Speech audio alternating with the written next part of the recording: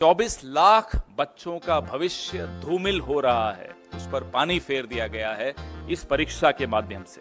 67 toppers थे जिसको 720 में से 720 अंक मिले। 8 सालों में सिर्फ 7 ऐसे छात्र थे जो पूरे में से पूरे अंक लाए हों। 8 साल में 7 छात्र और 1 साल में 67 छात्र। रिजल्ट 14 जून को आना था, इसको 4 जून को क्यों किया गया? यही सोचा कि आप लोग जो अभी व्यस्त होंगे, हम सब व्यस्त होंगे चुनावी नतीजों में, पूरा देश टीवी पे सिर्फ चुनावी नतीजे देख रहा होगा, तो ये एक बड़ा विवाद नहीं पैदा होगा।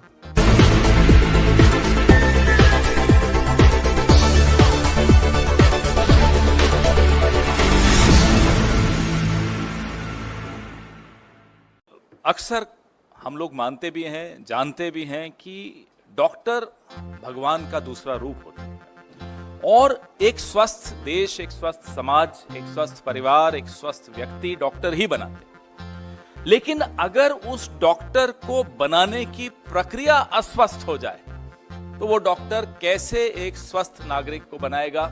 मैं आंकड़े पीछे चलते रहेंगे, मैं साथ साथ बोलता रहूंगा ताकि आपको समझ में आए कि क्या हैं ये आंकड़े। नाम है नीट।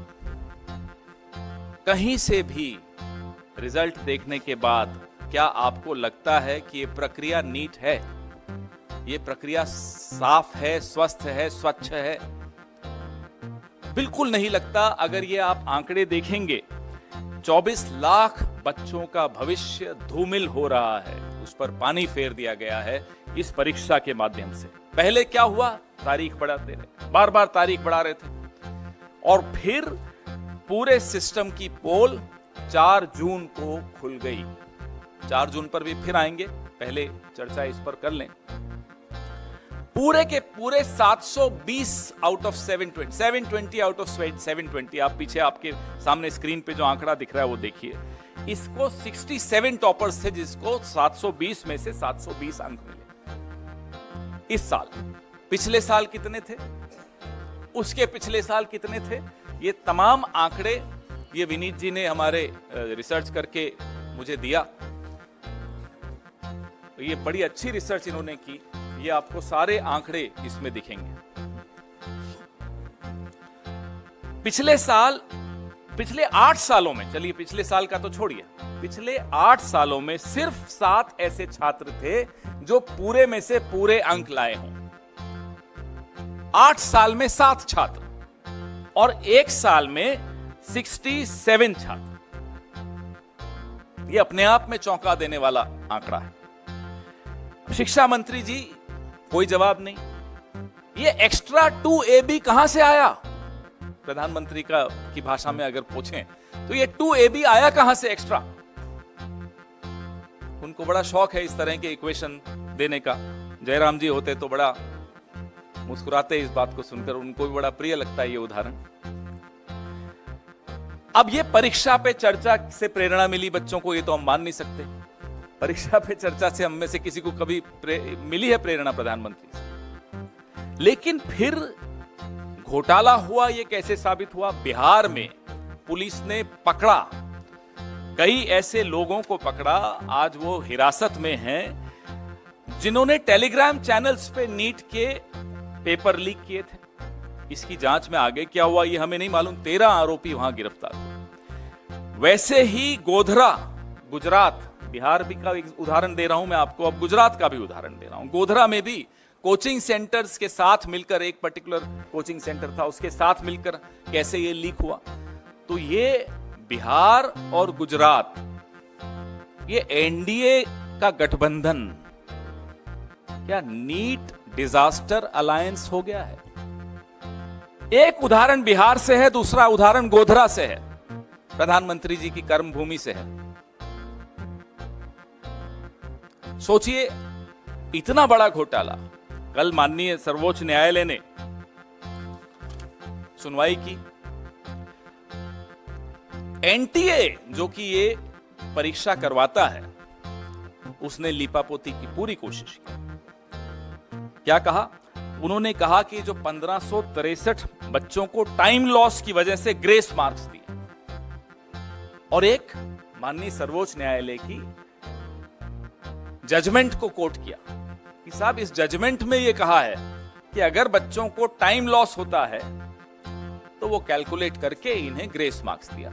उसी जजमेंट में यह स्पष्ट लिखा है कि इंजीनियरिंग और मेडिकल इसमें नहीं आते, इस कैटेगरी में नहीं आते, उनको इस तरह से टाइम लॉस के ग्रेस मार्क्स नहीं दी जा सकते। आप सोचिए कि जजमेंट तक को ट्विस्ट करके ये सरकार किस स्तर पर गिरकर लीपापोती कर सकती है, 24 लाख बच्चों के भविष्य को अंधेरे में डाल सकती है, ये हमने कल सुना और देखा। 4 जून को एक परीक्षार्थी और फेल हुआ था, 400 बोला, 240 लाया और 55 ग्रेस मार्क्स लेके सरकार बना के बैठा। वो 55 ग्रेस मार्क्स ही तो हैं। ये रिजल्ट 14 जून को आना था, इसको 4 जून को क्यों किया गया?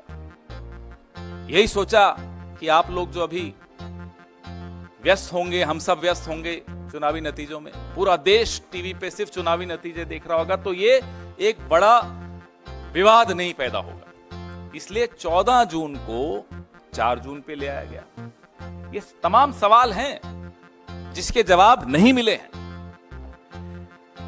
अब माननीय सर्वोच्च न्यायालय के फैसले के अनुसार ग्रेस मार्क्स तो हटा दिए, लेकिन जो 24 लाख बच्चों के जहन में, के मन में, के दिमाग में जो सवाल उठ रहे हैं, उसका जवाब माननीय शिक्षा मंत्री तो दे नहीं रहे। वो तो स्तुति वंदन में लगे हुए हैं मोदी जी के, जैसा कि पूरा कैबिनेट लगा रहता है। अब 580 से ज्यादा नंबर, ये आंकड़े जरूर देखिएगा जब मैं बार बार, क्योंकि इसमें इन्होंने मेहनत की है विनीत जी ने, बहुत कायदे का ये आंकड़े, ये सिर्फ आंकड़े देख लें तो इस प्रेस कॉन्फ्रेंस की भी जरूरत नहीं है, इतने महत्वपूर्ण आंकड़े हैं।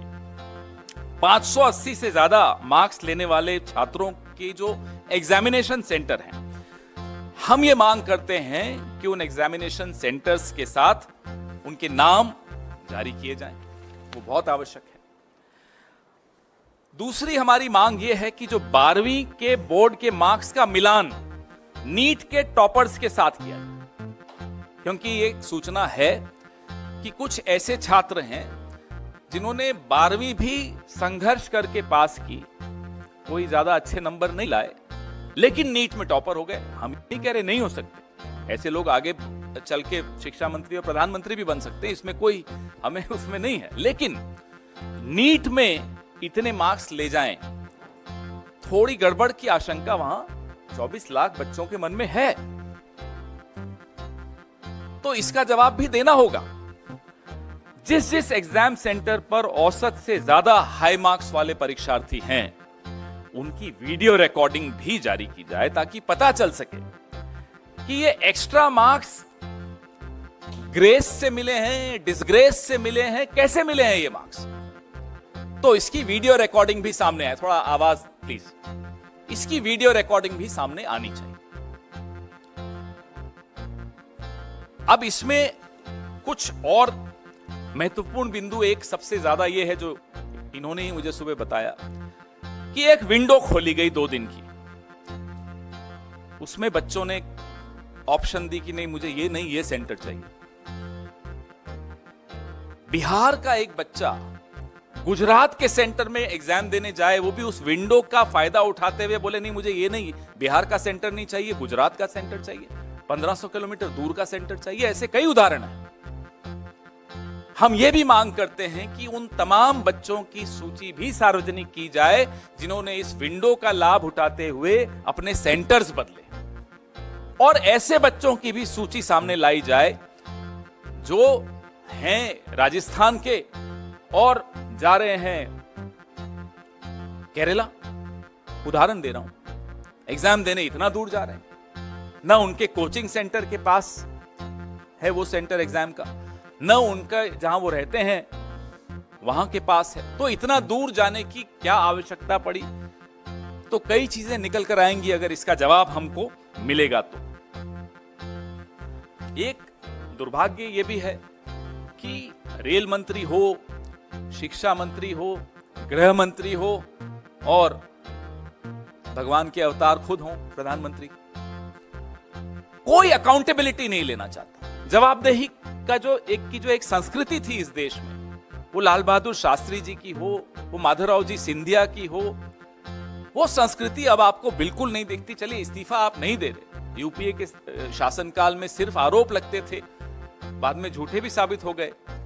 आरोप लगते थे और इस्तीफा हो जाता था, जवाबदेही थी। आज वो मंत्री मुस्कुराते हुए आरोप हम पर सब पर लगाता है, इस देश के नागरिकों पर लगाता है कि ये मोटिवेटेड प्रोटेस्ट हो रहा है। थोड़े दिनों में देश विरोधी भी हो जाएंगे ये बच्चे, देख लीजिएगा, इनको राष्ट्र विरोधी कह दिया जाएगा जो प्रोटेस्ट कर रहे हैं। आत्महत्याएं हो रही हैं इन पेपर लीक्स को लेकर, और मंत्री मुस्कुराते हुए कहता है मोटिवेटेड प्रोटेस्ट है। कहां है वो जवाबदेही की संस्कृति? Where is that culture of accountability which we saw in the past, even in the UPA era? I am not going to Mr. Lal Bahadur Shastri and Mr. Madhavrao Sindhia ji. Even in the UPA era we saw this. Just an accusation, and people would resign. Later, of course, those accusations were proved wrong. Yet there were resignations, there was accountability, there was a respect for public opinion, there was respect for the media. अब वो कहां है सम्मान media का? वो सम्मान कहां है उन लोगों का जो सवाल पूछते हैं? आप इसी पर सवाल अपने सीमित रखिएगा तो उचित रहेगा। प्रेस रिलीज और ज्यादा विस्तृत है, इसमें और आंकड़े हैं, और मैं फिर से मेरे सहयोगी विनीत पुनिया जी को धन्यवाद देता हूं जिन्होंने आज सुबह सुबह ये आंकड़े मुझे दिए। जी, हमारी पहली मांग, जो कि हमें मालूम है बिल्कुल पूरी नहीं होगी, कि जो विश्व गुरु हैं आजकल शायद विदेश में हैं, वो अपना मुंह खोलें, इस पे कुछ बोलें। परीक्षा पे चर्चा करने वाले ढंग से पर्चा नहीं करवा पाते, तो हम उनसे मांग करते हैं कि वो अपना मुंह खोलें और इस पर कुछ बोलें। दूसरी मांग हमारी है कि जो 24 लाख उम्मीदवार 1 लाख सीटों के लिए बैठते हैं, इसमें 55,000 तो सरकारी मेडिकल कॉलेजेस की, ये छात्र अब सरकारी कॉलेजों में कैसे दाखिला ले पाएंगे? इस साल 600 अंक पाने वाले उम्मीदवारों की संख्या 80,468 है। इमेजिन, आप सोचिए, कल्पना कीजिए, 1 लाख सीटें हैं, 55,000 सरकारी सीटें हैं, 600 अंक पाने वाले 80,468 हैं। सरकारी में इनकी एडमिशन कैसे होगी? इसमें एससी, एसटी, ओबीसी, ये तमाम जो रिजर्वेशंस हैं, इन सब का भी क्राइटेरिया है। इस पे कोई, किसी के मन में कोई स्पष्टता नहीं। हमारी तीसरी मांग है कि अगर सरकार का दावा है कि ये पूरी तरह से पारदर्शी परीक्षा है, तो पिछले साल और इस साल जो 580 से अधिक अंक प्राप्त करने वाले छात्रों का पूरा परिणाम एनटीए द्वारा सार्वजनिक किया जाना चाहिए। 580 से अधिक अंक प्राप्त करने वाले छात्रों के सेंटर्स क्या थे, एग्जामिनेशन सेंटर्स, वो भी सार्वजनिक करने चाहिए, ताकि पता चले कि वो छात्र अपने गृह स्थान से या अपने कोचिंग सेंटर के स्थान से कितना दूर जाकर एग्जाम दिया, और फिर कारण भी हमें जांच करने चाहिए कि क्यों इतना दूर गया। कुछ ऐसे छात्र हैं जो 1500 किलोमीटर दूर जाकर एग्जाम दे रहे हैं, क्यों दे रहे हैं? सेंटर आपके पास में ही है तो भी आप उस सेंटर पे नहीं गए। हमारी चौथी मांग है कि जो बोर्ड के एग्जाम्स हैं, 12वीं के एग्जाम्स विशेष तौर पे, उससे नीट के जो एग्जाम्स में जो अंक बच्चों को मिले हैं उसका मिलान किया जाए। जो टॉपर्स हैं, तथाकथित टॉपर्स जो हैं, उनके अंकों का मिलान बोर्ड के एग्जाम के रिजल्ट से किया जाए, क्योंकि ऐसी रिपोर्ट्स आई हैं कि बोर्ड एग्जाम में बड़ा संघर्ष करके वो पास हो पाए, नीट में टॉप कर गए। हमें आपत्ति नहीं है, कर सकते हैं, मेहनत की होगी, ये भी मान लेते हैं एक बार, लेकिन 67 लोग 720 में से 720 लाते हैं तो सवाल उठते हैं। कुछ सेंटर्स ऐसे हैं जिसमें सबसे ज्यादा ऐसे उदाहरण मिलेंगे आपको। अब गोधरा का मैंने आपको एक एग्जाम्पल दिया, बिहार में पकड़े गए 13 लोग अभी गिरफ्तार किए गए हैं कुछ वक्त पहले। हमारी पांचवी मांग ये है कि जिन सेंटर्स, जो सेंटर्स हाई स्कोरिंग सेंटर्स हैं, उनके वीडियो भी जारी किए जाने चाहिए, ताकि इस घोटाले की पूरी पहचान हो कि जो ओएमआर है, जो भरा गया था ओएमआर, उसका प्रतिरूपण हुआ था या नहीं, ये सच्चाई भी सबके सामने आनी चाहिए।